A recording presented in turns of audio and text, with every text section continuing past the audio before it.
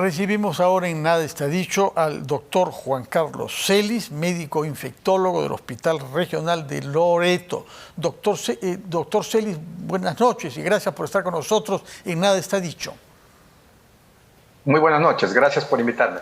Bueno, Loreto naturalmente es la región más amplia del Perú y la más difícil de acceso también por la cantidad de comunidades que viven dispersas y a las cuales solamente es posible acceder por río, en muchos de esos casos.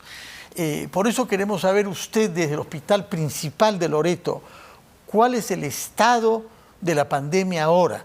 ¿Cuántos casos se están registrando por día?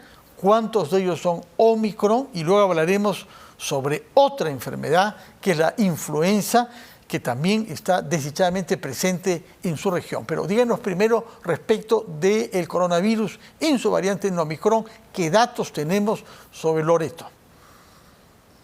Sí, gracias. En realidad hace como 2 semanas nosotros no teníamos ningún caso hospitalizado de COVID en general. Ninguno en UCI y ningún hospitalizado. Hace 2 semanas ningún hospitalizado. Hace 2 semanas. Ningún hospitalizado. Teníamos casos esporádicos de Delta. Acá siempre ha dominado la variante Gamma o entre comillas brasilera, pero teníamos un poco porcentaje de casos de Delta que se manejaban ambulatoriamente. Estamos hablando de 1 a 2 casos por semana que veíamos.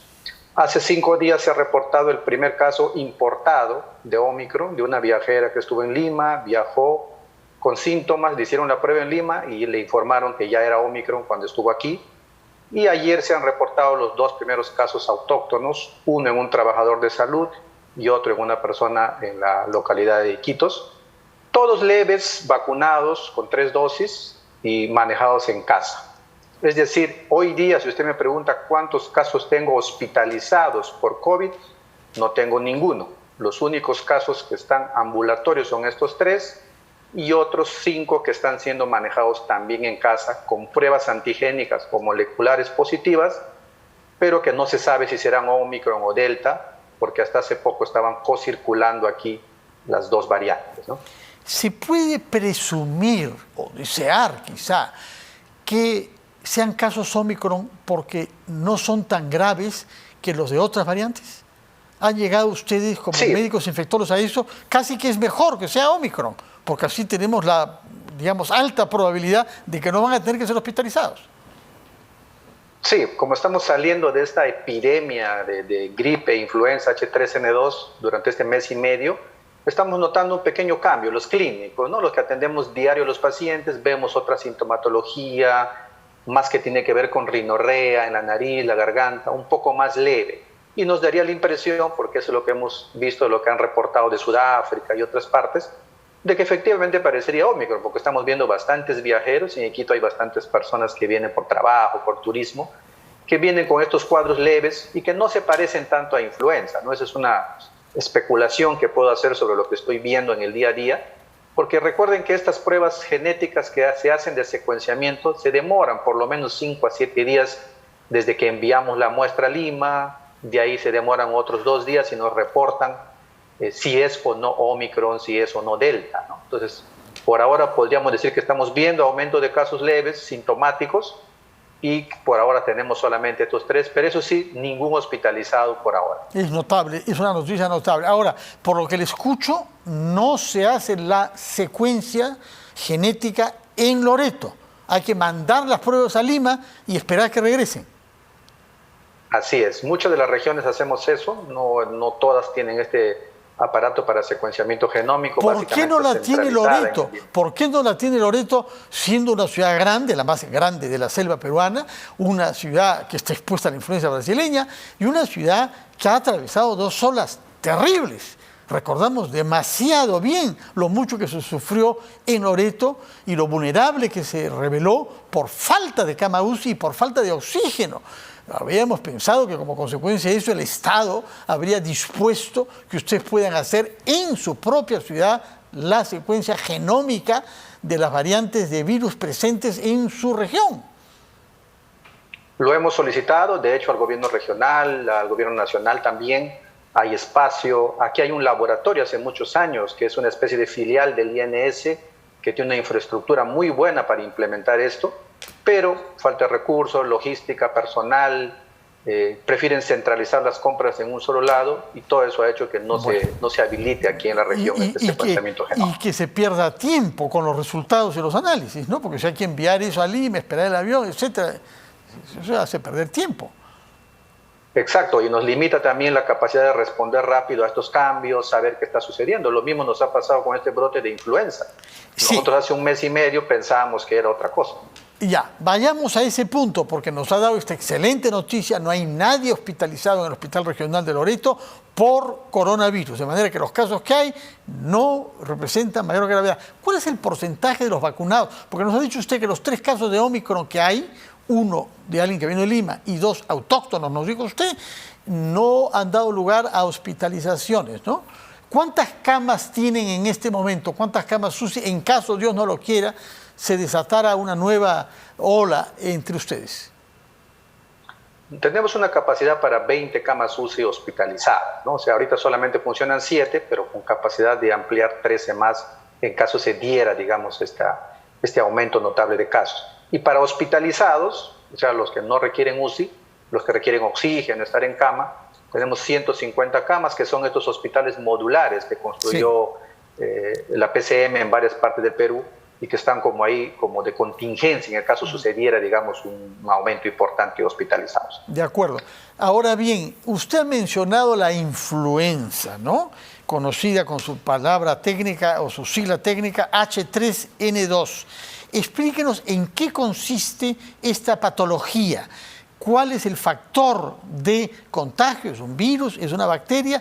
¿Cuán contagiosa es y cuán nociva puede ser para los que se vean infectados? Porque parece que hay muchos más en hospitalización por la influenza que por el coronavirus, que no hay ninguno.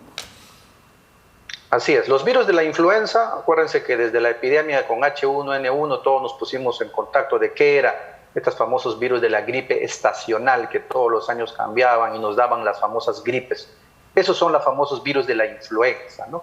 Estos virus, así como los coronavirus, que también son virus respiratorios, tienen variantes y están cambiando todos los años.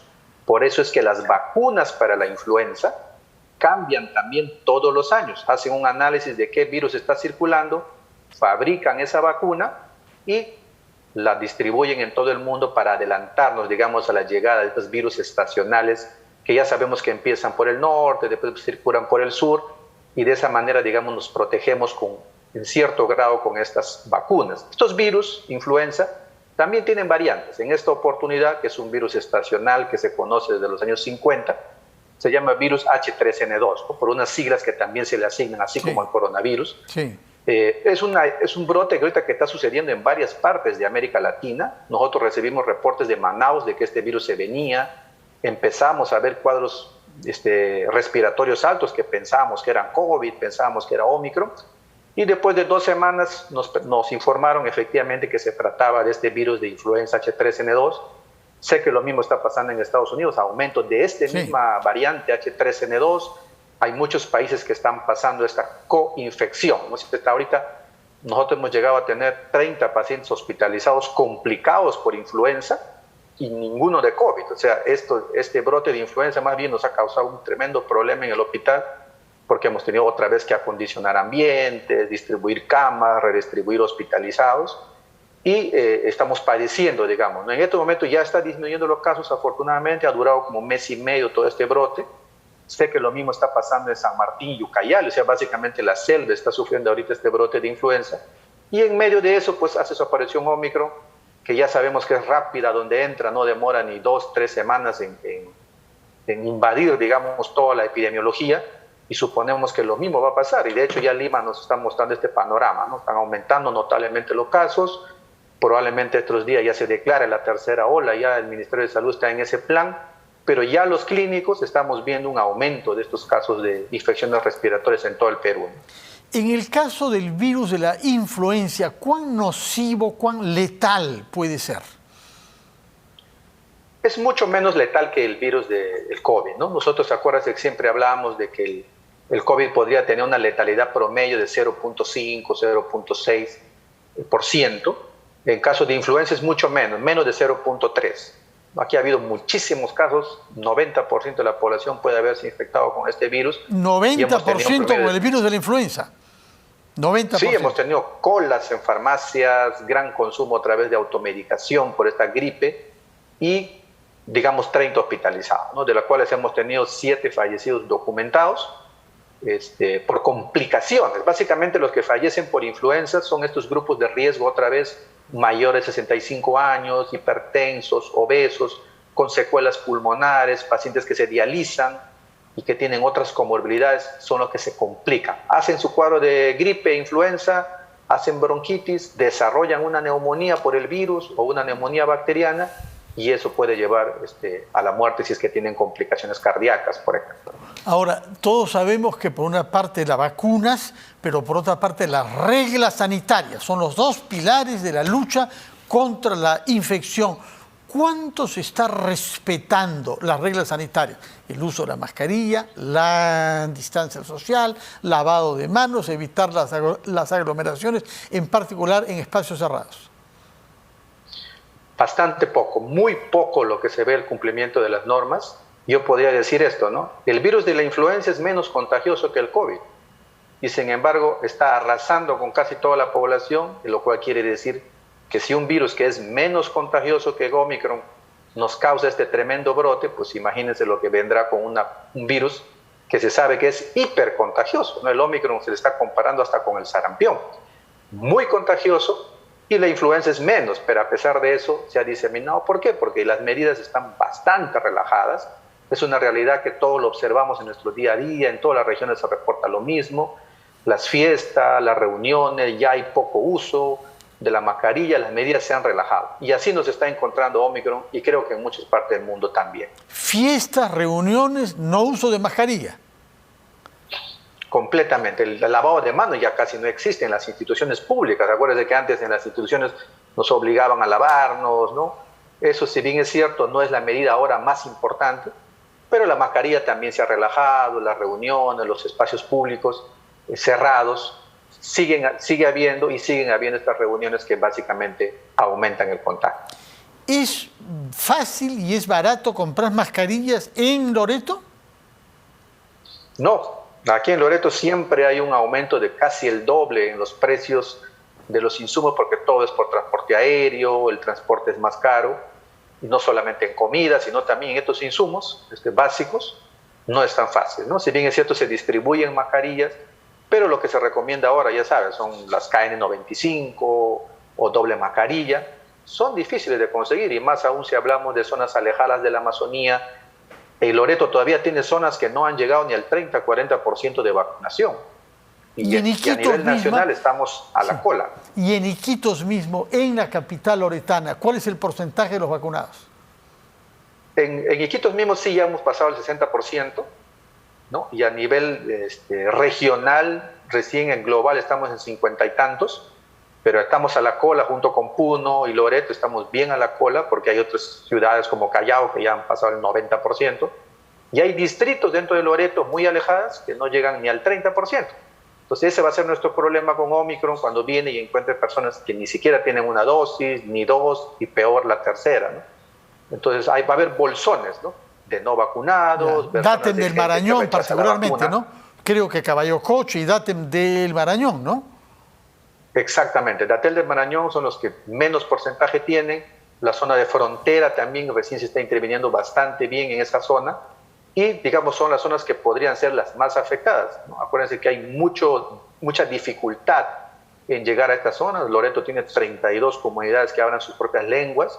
Hay toda una estrategia desplegándose ahí, pero ya sabes, más lento porque hay que transportar vacunas, hay que asegurar la cadena de frío y eso nos mantiene, digamos, también a la cola de este proceso de vacunación. Sí. Por otra parte, ¿qué hay de las campañas antivacuna? Porque hemos sabido que han habido personas que han tratado de disuadir a nuestros compatriotas de comunidades originarias que no se vacunen diciendo que era algo negativo. ¿Qué hay de esas campañas, por favor? ¿Aló? ¿Doctor Celis? Hemos perdido, parece, la comunicación con el doctor Celis. Sí. es, como hemos dicho, un médico infectólogo que ha hecho un trabajo admirable en el Hospital Regional de Loreto y que nos ha dado datos con una precisión verdaderamente exacta. Así es que retomamos contacto con él. Espero que no haya oído los saludos que he hecho de él. Doctor Celis, sí, retomamos nuestro contacto. Nos estaba hablando sobre la campaña antivacuna que ha habido en varias regiones de nuestro país y también en Loreto. ¿Qué sabemos de eso, por favor? Aquí en Loreto, básicamente el grupo, digamos así, que promueve, a diferencia de lo que he visto en otras regiones donde hay hasta médicos en este campaña antivacuna, básicamente son los grupos religiosos evangélicos. Acuérdense que fueron uno de los grupos que promovieron la ivermectina de uso veterinario, y ahora hay reportes de las comunidades nativas inclusive que están reportando que estos grupos se desplazan por la Amazonía diciendo que la vacuna es el demonio, Lucifer, y que nos inyectan la bestia, y esa es la información que nos llega a nosotros en los hospitales, de que grupos religiosos están interviniendo, básicamente el grupo evangélico que se desplaza por la Amazonía, no así grupos, digamos, en la ciudad. No hemos visto, por ejemplo, médicos que estén haciendo campañas de ese tipo, ni movimientos como hay en otras regiones. Básicamente estos serían estos grupos los que están promoviendo esto a nivel de las comunidades y las zonas alejadas de la Amazonía. Doctor Celis, una verdadera satisfacción conversar con usted. Sabemos lo difícil que ha sido el trabajo de los médicos en Loreto. Recordamos mucho las 2 olas que han tenido con alta mortalidad y con dificultades enormes justamente de material y de personal. Por lo que nos dice, la situación de momento en los hospitales está bajo control, hasta el punto que no hay nadie en este momento en Iquitos, en el hospital regional en el que usted trabaja, hospitalizado. Pero eso sin duda por el trabajo que han hecho ustedes vacunando, así es que realmente reciban nuestras felicitaciones y nuestra admiración por el trabajo que han hecho a lo largo de los 2 últimos años. Que tenga un feliz año 22 y muchas gracias por las explicaciones que nos da siempre con tanta claridad y tanta convicción. Vamos a ir a una pausa y regresamos después con el historiador Antonio Zapata.